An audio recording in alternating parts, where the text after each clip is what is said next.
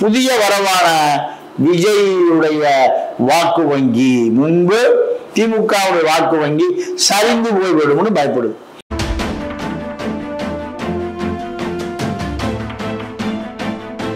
வாக்கு திமுகவினுடைய அதிகார மையத்தை ஆட்டி பார்த்து விடும், அசைத்து பார்த்து விடும். திமுக உடைய ஒரு அரசியல் கட்சி துவங்கிட்டாரு, இன்னும் அவங்க தொண்டர்களாக இல்லையா, ரசிகர்களாக இருக்காங்க. 300 வாக்காளர்களுக்கு ஒரு நிர்வாகி நியமிக்கப்பட்டு விட்டார். அவருக்கு மாசம் 5000 ரூபாய் சம்பளம் கொடுக்குறாங்க.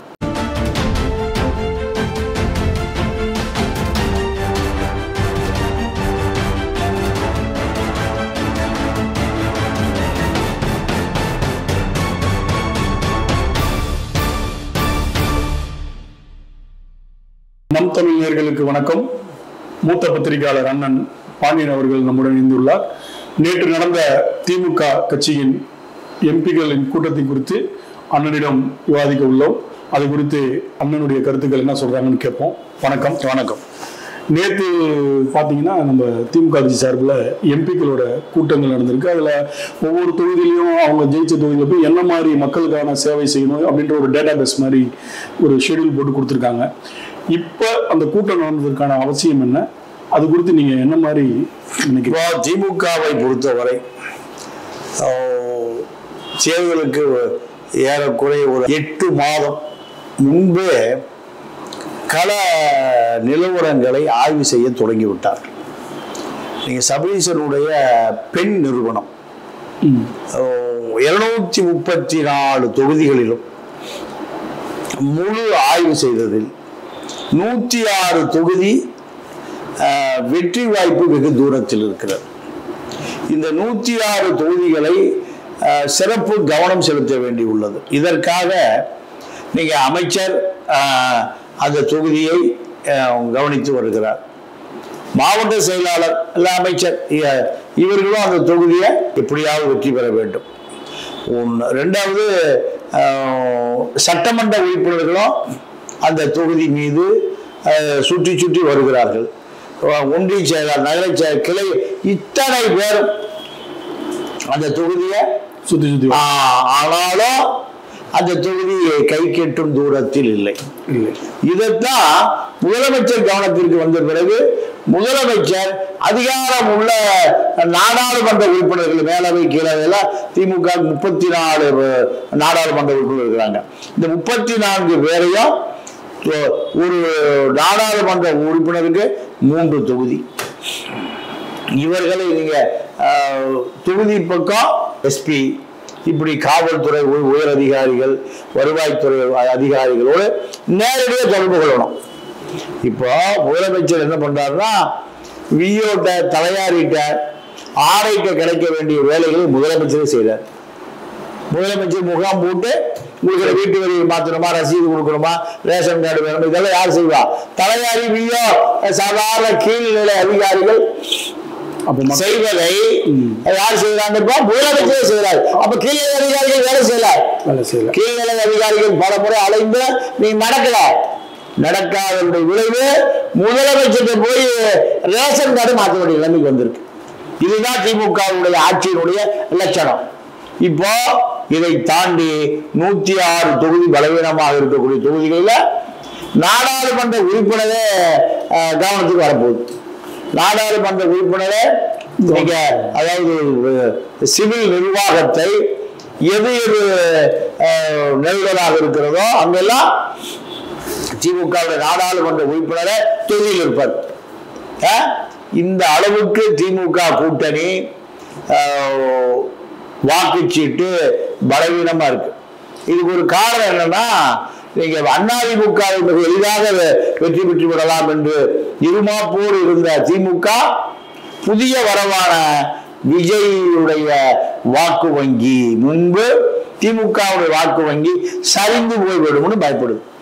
இது ஒரு காரணம். என்ன இன்னொரு விஷயம், திமுக மீது, திமுக கூட்டணிகள் மீது இருந்த அந்த வாக்கு வங்கி எல்லாம் அப்படியே விஜய்ட்டு போயிடுச்சு. விஜயுடைய தாக்கம் இருக்குன்னு சொல்றீங்களா? அதாவது இளைஞர்களுடைய வாக்கு வங்கி, புதிதாக வாக்கு சீட்டு பெற்ற அந்த இளைஞர்கள், பிளஸ் 2 முடித்து இவர்கள் எல்லாமே நீங்க விஜய் பக்கம் தான் நிக்கிறாங்க. இது திமுக அதிமுக 2 பேர் அவர்களை கவரக்கூடிய அளவுக்கு, கொள்கை ரீதியாக தயார் பண்ணக்கூடிய அளவுக்கு இவர்கள் அதை செய்யல. ஆல்ரெடி உங்களுக்கு அந்த இளைஞர் பட்டாளம்ன்றது நாம் தமிழர் சீமான் பின்னாடி தான் சுத்திட்டு இருந்தாங்க, அது எல்லாருக்குமே தெரியும். இப்போ விஜய் வரும்போது அந்த ரசிகர்கள் தான் இப்போ இருக்காங்க. இன்னும் அவங்களுக்கு பெருசா அந்த இம்ப்ளிமெண்டா இல்லை. எப்படி நம்ம ஒரு அரசியல் கட்சி துவக்கிட்டாரு, இன்னும் அவங்க தொண்டர்களாக இல்லையா, ரசிகர்களாகவே இருக்காங்களே. இவங்க எப்படி அதை ஓட்டரா மாத்தி இவங்க வந்து விஜய்க்கு வந்து பெர்சன்டேஜ் ஏறும் நீங்க எந்த அடிப்படையில சொல்றீங்க? அதாவது விஜய்க்கு வருகிற கூட்டம் அப்படியே ஓட்டா மாறும்ல. ஓட்டு போடுவான், ஓட்டு அதிமுக போட போறான், இல்ல திமுக போட போறான், அவன் யாருக்கு போடுவான்? விஜய்க்கு. அப்ப அந்த வாக்கு திமுகவினுடைய அதிகார மையத்தை ஆட்டி பார்த்துவிடும், அசைத்து பார்த்துவிடும். திமுக உடைய புள்ளி விவரங்கள் அதை சரி செய்ய வேண்டிய அவசர தேவை.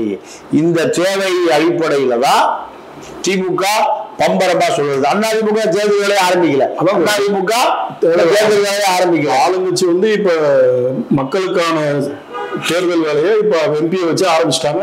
ஆல்ரெடி சட்டமன்ற உறுப்பினர்கள்லாம் ஃபீல்டு ஒர்க் பண்ண ஆரம்பிச்சிட்டாங்க. அப்ப இன்னும் 8 மாசம் இருக்கும்போதுமே திமுக கள ஆய்வுல இறங்கிடுச்சு.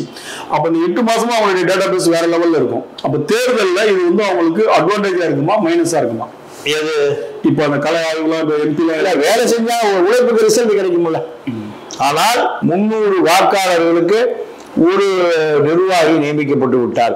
அவருக்கு மாசம் 5000 சம்பளம் கொடுக்குறாங்க. 5000 சம்பளத்தை வைத்து அந்த 300 வாக்காளர்களுக்கு இலவச குக்கர், தட்டுமுடி சாமானங்கள், டிஃபன் பாக்ஸ், இப்படி மாணவர்களுக்கு தேவையான புத்தக பை, ஸ்டாலின் படம் ஒட்டி, உதயநிதி படம் ஒட்டி, இப்படியான அந்த பரிசு பொருட்கள் நீங்க அந்த 300 வாக்காளர்களை அது திமுக தொண்டை அவர்களுடைய தேவைகளை அவர் கட்டுப்பாட்டில் எடுத்துருவான். இந்த கட்டுப்பாட்டை எடுத்துக்கொண்டா அவர்களுக்கு தேவையான பணமும் போய் சேரும். இதுதான் திமுகவுடைய வெற்றி பெறுவதற்கான சூத்திரம். இது எந்த அளவுக்கு பலிக்கும், எந்த அளவுக்கு பலன் பெறும்? நீங்க அதிருப்தி வாக்குகள் அத்தனையும் திமுகவுக்கு எதிராக விழுந்தால் என்ன செய்வது? அதற்கான திட்டம் திமுக இல்லை. 300 பேர் தேர்ந்தெடுத்து கொடுக்குறாங்க அப்படின்ற ஒரு கான்செப்ட் கொடுக்க போறாங்கன்னு சொல்றீங்க. அது சாத்தியப்படுமா? அப்ப எதிர்கட்சிலாம் நிறைய பேர் இருக்காங்க. திமுக இந்த மாதிரி உதவி பண்ணும் போது இப்ப மீடியா உடனடியாக போக்கஸ் பண்ணிடுவாங்க இல்லையா? அப்ப அது அவங்களுக்கு மைனஸா தானே போகும். இல்ல, திமுக வேலை செய்வது அதிமுக தடுப்பதற்கு ஆட்களே இல்லை, விஜய் கட்சியில ஆட்களே இல்லை. திமுகவினுடைய அந்த கட்சி அடிப்படை கட்டுமானங்கள் திமுக பலமா இருக்கு. எப்போதுமே பலம் தொண்டர்கள். அது கலைஞர் அண்ணா காலத்துல இருந்து சொல்லுவாங்க. இப்பவும் அது அந்த கட்டுக்கோப்பா தான் இருக்கு. அவங்க இறங்கி ஃபீல்ட் ஒர்க் பண்றாங்கன்றது. ஆனா ஓட்டு போடுவதற்கு ஆள் இல்லை. ஆமா, திமுகவுக்கு ஓட்டு தொண்டர் பலம் இருக்கக்கூடிய கட்சிக்கு ஓட்டு போடுவதற்கு இளைஞர்களே இல்ல. இளைஞர் இருந்தா விஜய்கிட்ட போறான். அப்போ உதயநிதி ஸ்டாலினுக்கு ஒரு மாசம் இருக்கு. மாசத்துக்கு 106 வீக்கா இருக்கு. உதயநிதிக்கு கூடுகிற கூட்டத்தை விட விஜய்க்கு கூட்டம் கூடுகிறா. அப்ப உதயநிதிக்கு மாசம் இருந்தாலும் அர்த்தம். இது விஜய் வந்து ஒரு நடிகரா, ஒரு பிரபல நடிகர். அதாவது அவர் சொல்ற மாதிரி நான் உச்ச நடிகர்னு சொல்றாரு. அந்த மாதிரி இன்னைக்கு வந்து ரஜினி கமலுக்கு அப்புறம் அவர் உச்ச நடிகர் மாதிரி ஒரு ஃபார்ம் ஆயிட்டாரு. அதுக்குன்னு ஒரு டீம் இருக்கு. அவரை பாக்குறதுக்குன்னு வந்துகிட்டே இருப்பாங்க. இப்ப நீங்க கமலஹாசன் தேர்தலில் போட்டியிடும் போது பாத்தீங்கன்னா ஃபர்ஸ்ட் வாட்டி அவர் வரும்போது இதை விட கூட்டம் பிரம்மாண்டமா இருந்தது. அப்ப அடுத்தடுத்து அவர் போகும்போது இப்ப வந்து சாதாரண ஒரு சட்டசபைக்கு வர ஆரம்பிச்சுங்க. சும்மா யாரையோ எம்எல்ஏ சிஎம் அப்பா வரத கூட கூட்டமே கிடையாது. ஏன்னா ஃபர்ஸ்ட் வாட்டி வரும்போது வர கூட்டம் ஒரே வாட்டி 3 வாட்டி ஒரு இடத்துக்கு வரும்போது அந்த கூட்டம் குறையுமா குறையாதா? ஏன்னா நயன்தாராக்கு வர கூட்டமும் நம்ம பார்த்துருக்கோம். நகைக்கடை திறப்பு விழாக்கு கீர்த்தி சுரேஷ் வர கூட்டத்தையும் நம்ம பார்த்துருக்கோம். இந்திய ஆக்டர் வர கூட்டத்தையும் பார்த்துருக்கோம். கூட்டங்கள் வந்து முதல் முறை பார்க்க வர்றதுக்கு இருக்கிற கூட்டம் 2வது முறை அதே இடத்துக்கு வரும்போது கூட்டம் குறையிறதுக்கு வாய்ப்பு இருக்கா இல்லையா? ஏன்னா இவங்க எல்லாமே வந்து முதல் முறையா திருச்சி வராரு பார்க்கணும்னு வராங்க. இப்பவே எடுத்துக்கிட்டீங்கன்னா திருச்சி ஏர்போர்ட்ல இருந்து அவர் நாகப்பட்டினம் வரும்போது அதே திருச்சியில இருந்து அந்த மீட்டிங் பாயிண்ட் வரும்போது இருந்த கூட்டத்தை விட இப்ப கூட்டமே இல்லை. அப்ப இதுக்கு நீங்க என்ன நினைக்கிறீங்க? இதை எப்படி பாக்குறீங்க? இல்ல, இப்ப திமுக மீது அதிருப்தி இருக்கு, அதிமுக மீது அதிருப்தி இருக்கு. அந்த வாக்குகள் அரசியலுக்கு வந்த சீமானுக்கு முதல் தரத்திலேயே ஒரு 10 ஆண்டுகள்ல ஒரு 40 லட்சம் பேர் அவர் பின்னாடி போறான். அப்ப அதிமுக திமுகவோட இளைஞர்கள் இருக்கக்கூடிய கொள்கையோ கட்சியோ அரசியலோ சித்தாந்தமோ எதுவும் இல்லை. அது ஒரு பெரிய வெற்றிடம் இருக்கு. அதனால விஜய் அரசியலுக்கு வந்த பிறகு அது விஜய்க்கு ஒரு 10% வாக்காக மாறுவதற்கு வாய்ப்பு இருக்கு. அதுதான் திமுக பயப்படுது, அதிமுக பயப்படுது. அதிமுக எப்படியாவது தன்னுடைய கூட்டணியில் கொண்டு வந்து சேர்த்து விட வேண்டும் கடுமையாக போராடுது. திமுக இந்த கூட்டணி உருவாகி விடக்கூடாது திமுக போராடுது. விஜய் தனித்து நின்றால்தான் திமுக ஜெயிக்க முடியும்னு திமுக விரும்புது. அதிமுக பாஜக கூட்டணியில் விஜய் வந்தால் இந்த கூட்டணி வெற்றி பெறும்னு இந்த கூட்டணி விரும்புது. அப்போ ஒரு டிமாண்ட் ஏற்படுத்தப்பட்டிருக்கு. விஜய்க்குன்னு ஒரு வாக்கு வங்கி, ஒரு தட்டுப்பாடு, வாக்கு தட்டுப்பாடு இருந்த அதிமுக திமுக கூட்டணிகள் இப்பொழுது அதிமுக திமுக கூட்டணியை சேர்ந்த கட்சிகள் வாக்கு வங்கியை உயர்த்துவதற்கான எந்த கட்சியும் அங்கே இல்லை. காங்கிரஸோ கம்யூனிஸ்டோ வைகோவோ இப்படி யாருமே மிகப்பெரிய வாக்கு வங்கியை உயர்த்தக்கூடிய அளவுக்கு அங்க யாருமே இல்லை. இது விஜய்க்கு ஒரு பெரிய சாதகமா இருக்கு. கம்யூனிஸ்ட் சித்தாந்தமோ அல்லது காங்கிரஸ் கட்சியுடைய சித்தாந்தமோ திமுகவுடைய கொள்கையோ அடித்தள இளைஞர் வரைக்கும் போயிருந்தா விஜய் இந்த கூட்டமே வராது. இவர்கள்ட்ட எந்த கொள்கை கோட்பாடுகளும் இல்லை. அதனால அவன் புது வாக்காளர் வேற விஜய்க்கு போய் சேர்றான். அதுதான் திமுகவுடைய பலவீனம், விஜய்க்கு பலம். ஆனா விஜயுடைய திமுக அதிமுக கொள்கை தலைவர் தான் விஜயுடைய கொள்கை தலைவரா இருக்காங்க. பெருசா ஒன்றும் டிஃபரெண்ட் இல்லை. அப்போ இவர் திமுக அதிமுகவுக்கு மாற்று அப்படின்னு வராருன்னா இந்த ஓட்டு இவர் யாருடைய ஓட்டை பெருசா பிரிப்பாருன்னு நினைக்கிறீங்க? புது வாக்காளர்கள், இளைஞர்கள், திமுக அதிமுக திராவிட இயக்க எதிர்ப்பாளர்கள், சீமானிடம் உள்ள 40 லட்சம் இளைஞர்கள், இந்த வாக்கு தான் விஜய்க்கு வரும். ஓகேண்ணா, ரொம்ப நன்றிண்ணா. உங்களுடைய நேரத்தை ஒதுக்கி நம் தமிழ் நேயர்களுக்காக நல்ல விரிவான ஒரு தகவல்லாம் சொல்லியிருக்கீங்க.